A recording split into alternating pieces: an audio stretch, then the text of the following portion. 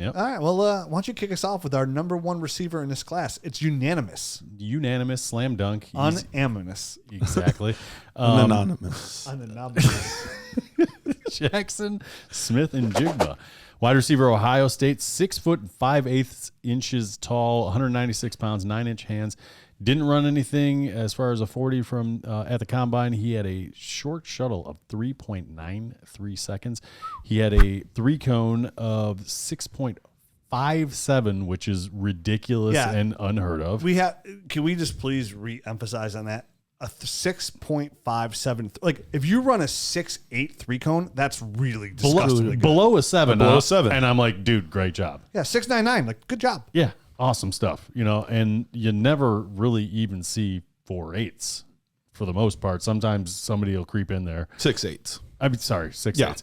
Yeah. And to see You do never see 4.8s. You never see 4.8s. That is true. Yeah, exactly. I mean, Maybe a 2-cone drill. But 6.57 is just unheard of. It's the best I've ever seen. I don't know that I've ever seen one that was better than that or even match that. So ridiculous. He did run 40 at the pro day. 4.48 to 4.52 is kind of what the readings I got on that one. Broad jump 126 inches, vertical 35 inches. Last year, very pedestrian numbers. Injured in the first game, kind of tried to play through injury for the other 2 games that he was part of. So in 3 games, 5 receptions, 43 yards, no touchdowns. Previous year, 13 games, 95 receptions, 1,606 yards, and 9 touchdowns. That's really kind of when he showed his upside. With Garrett Wilson and Chris Olave on the team. Right. So, Right. He, Two first-round receivers last year. One was Rookie of the Year. The other one came in third for Rookie of the Year. So and 1,600 yards with those 2 guys on the or field. fourth. I think Purdy came in third, but either way. And he absolutely dominated the bowl game versus Utah. Yeah, he did. Like, He had like 300 some yards. Wilson, 347 347 yards. yards. 15 Yep. catches. So Jaxon Smith-Njigba, we mentioned the injury.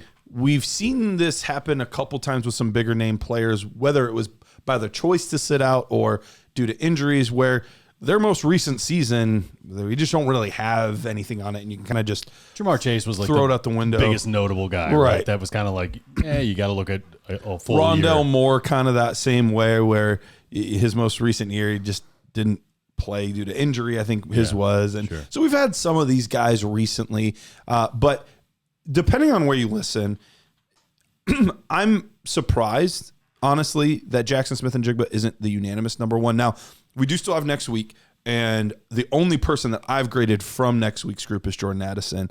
I know you guys haven't touched anybody from next week. Yep. So it's hypothetically possible that somebody could pass Jaxon Smith-Njigba. But for me right now, he has a 78.85. So just to put that in perspective of where I ranked other receivers, he's a tick below CeeDee Lamb. So this would put him like roughly 5th or 6th for me all time. Jared, have you scored him?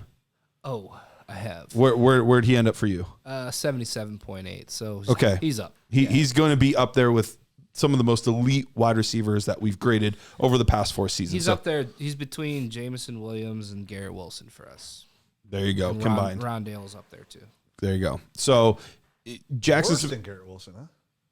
I did have his score slightly below Garrett Wilson. The thing about Jaxon Smith-Njigba is if he were fast, which he's not like painfully slow. Right. But he's not fast.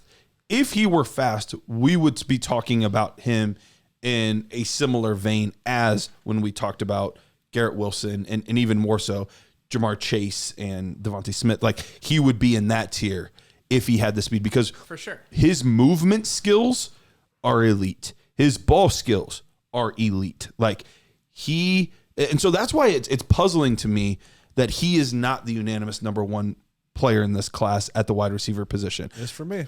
And especially for fantasy purposes, he is so safe. Like, he is so ridiculously safe with still having a good ceiling. It's not like you're compromising on what could be. Like, he has the skill set to potentially be a number one wide receiver in fantasy football.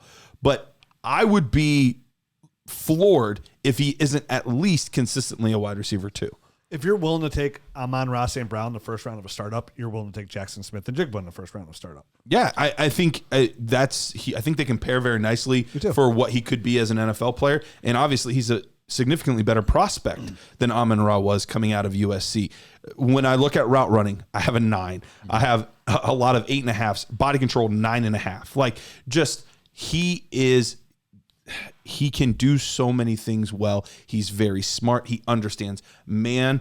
He understands zone. He just finds ways to get open. And he, even the way that he runs routes is different from a lot of other players. He can actually stem and stack. You know what I mean? Like he knows these concepts and uses them. He's not fast fluently. He's not fast, but he understands leverage. He can get guys off balance and get behind them, and then use his size and like his body to stay there and give the QB a target deep. Even though he's not super fast, he can still do those kinds of things. And he consistently gets open without that speed. Right. He varies his gait, so like his foot frequency changes. Yep. He varies his speed. He accelerates, decelerates, like all of the things that you would want to see from a nuanced perspective from a good receiver. He does, and he does very well. He's not fast, but he's very quick. Very quick. He's got good bursts. He accelerates well. He gets off the line really well. He adjusts his body really well. Tracks the ball very well. His hands are fantastic. A really nice prospect that easily the number 1 receiver in this class for me. He's my number 2 overall rookie. I haven't had of Jahmyr Gibbs. Okay. Yep, I do too. But when you're talking about some of the things like, he has a pedigree. He's a 5-star recruit. But, when you look at, if you want to sit here and knock him, he only had 1 year of production. That was it. Was hurt all of last year with a hamstring. And, hopefully that he's over that because, hamstrings are never anything you want to mess with. And he's predominantly a slot receiver. I mean, he played 95 of his 110 catches came from the slot. So that's where he played. Yep.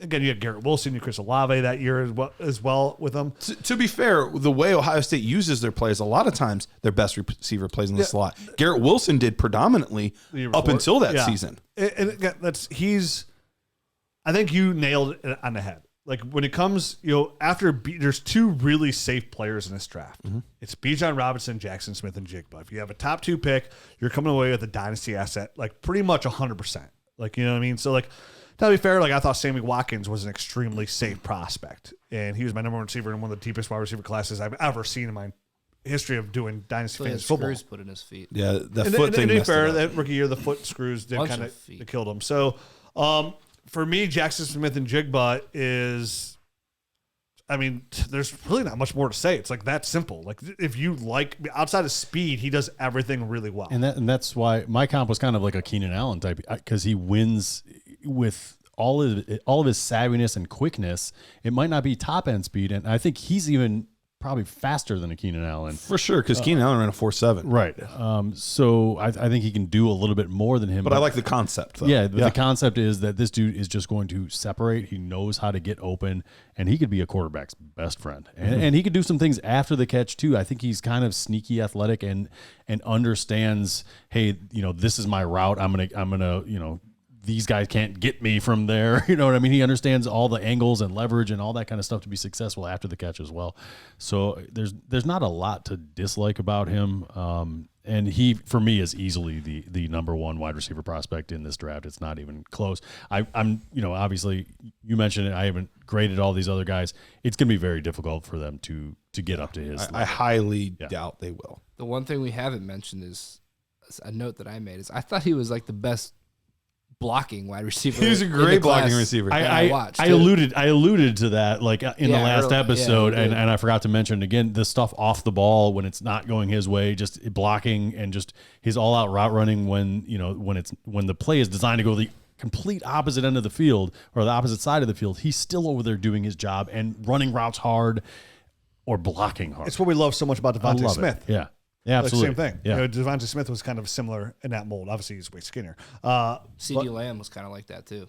So I would love if somehow, like if I had the number 1 pick, I would take C.J. Stroud for the Panthers. But I would love somehow that Bryce Young went 1, and then the Texans took C.J. Stroud at 2, and then at 12 took Jaxon Smith-Njigba. That'd be that'd be to really pair them good. together. Yeah, that'd be really good for Houston. That would be. I wouldn't rule out the Bears taking him at 9 as well. Him and Justin Fields.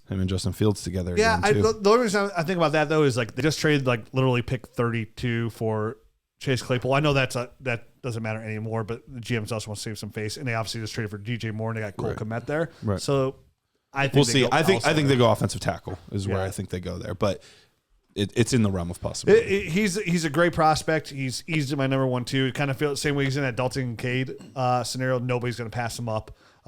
In a class that you love a lot of these players, my number 2 1 guy. Jahmyr Gibbs is a really nice upside player. I can't wait to see where he lands. And if you really need a receiver and say Jahmyr Gibbs goes to the Eagles or like he lands in a fantastic spot, I can understand doing something like that because running backs do trump all. But Jaxon Smith-Njigba, somebody just he's there for him. Yeah, you're not going to no wide receiver is going to leapfrog him, and I'm probably with you. I think he's probably my number 2 prospect. I think he has been all along, and I don't see any reason to knock him down. Nope. I think it's unanimous, which I mean makes it less exciting from a podcast standpoint. There's no like debating on this at all, and I've listened to a lot of guys that I really respect, and there's a lot of people that have other players at wide receiver 1. I've seen Johnston some. I've seen Jalen Hyatt.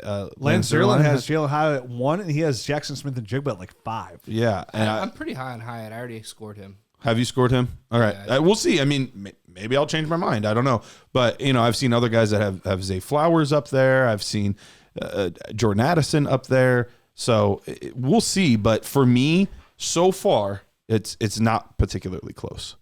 Yeah.